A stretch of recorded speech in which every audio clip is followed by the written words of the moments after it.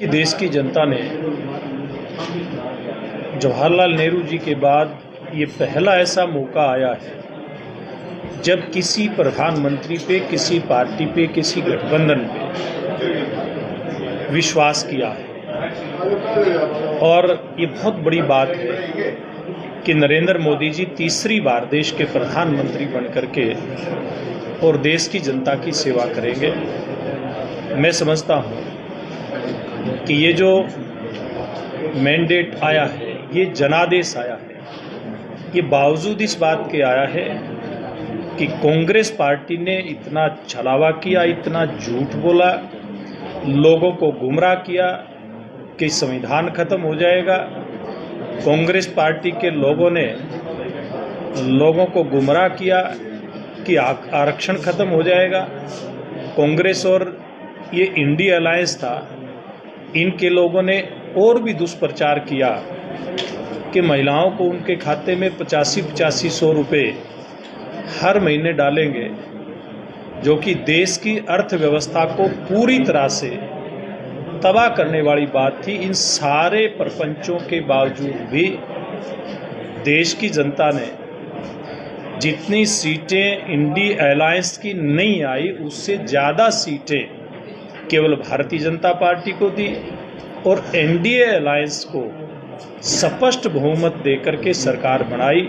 ये देश की जनता ने बहुत बड़ा विश्वास नरेंद्र मोदी जी और एनडीए के प्रति व्यक्त किया है। देखिए, निश्चित रूप से ये जो नारा था 400 पार का, एनडीए का नारा था, लेकिन उसके बावजूद भी 292 सीटें एनडीए की आना ये कोई छोटी बात नहीं है, ये बहुत बड़ी बात है। जैसे मैंने बताया, बावजूद इसके कि कांग्रेस पार्टी ने पूरी तरह से देश की जनता को गुमराह करने का प्रयास किया।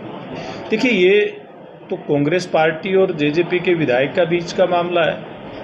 अब कांग्रेस पार्टी तय करेगी उन्होंने किसका प्रेशर लेना, किसका प्रेशर नहीं लेना, किस प्रकार की राजनीति उन लोगों ने करनी।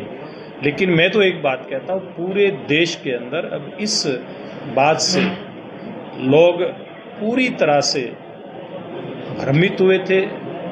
चाहे वो संविधान की बात थी, 8500 रुपये खाते में डालने की बात थी, खटाखट आपके खाते में आएगा। अब खटाखट क्या, अब लोग खटाखट इनके दरवाजे खटखटा रहे हैं। असर तो भी इस बात का पड़ने वाला है जो इन्होंने लोगों को गुमराह करने का प्रयास किया था। लोग इनसे जवाब मांग रहे हैं, लोग इनसे पैसा भी मांग रहे हैं। जो इन्होंने परफॉर्मा भर करके दिया था कि 4 जून के बाद आपको पैसा मिलेगा, लोग दरवाज़ा खटखटा करके इनसे पूछ रहे हैं। जवाब देना पड़ेगा कांग्रेस पार्टी के लोगों को। देखिए, सब लोग प्रयास करेंगे, कांग्रेस पार्टी भी कर रही है, भारतीय जनता पार्टी भी कर रही है, लेकिन मैं एक बात कहता हूं, जिस प्रकार की सेवा का काम भारतीय जनता पार्टी ने किया है और जिस प्रकार से तीसरी बार हरियाणा में भी लगातार तीसरी बार किसी भी पार्टी को इतनी सीटें मिली हैं तो भारतीय जनता पार्टी को मिली है। इसलिए भारतीय जनता पार्टी अगली बार फिर से हरियाणा प्रदेश में सरकार बनाने का काम करेगी। इन लोगों के जो झूठ है वो लेकर के जनता के बीच में जाएगी। देखिए, इनकी बहुत भयंकर गुटबाजी है प्रदेश में, इनकी गुटबाजी सब लोगों ने देख ली। कहीं हुड्डा साहब अपने बेटे को मुख्यमंत्री बनाना चाहते हैं, रणदीप सुरजेवाला बनना चाहते हैं, कुमारी शैलजा बनना चाहती है, पता नहीं कौन कौन लोग मुख्यमंत्री बनना चाहते हैं।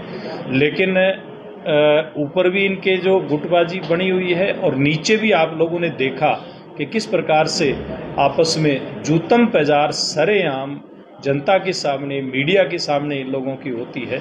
तो मैं समझता हूं कि जनता इनको गंभीरता से लेने वाली नहीं है। तो देखिए, रणजीत सिंह जी बहुत वरिष्ठ नेता हैं और उनके ऊपर शायद कभी कभी कांग्रेस पार्टी का असर आ जाता हुआ। कांग्रेस पार्टी में सारी उम्र रहे हैं, उनको इस बात का ध्यान करना पड़ेगा कि भारतीय जनता पार्टी अनुशासित कार्यकर्ताओं की पार्टी है और भारतीय जनता पार्टी में अनुशासन सर्वोपरि है।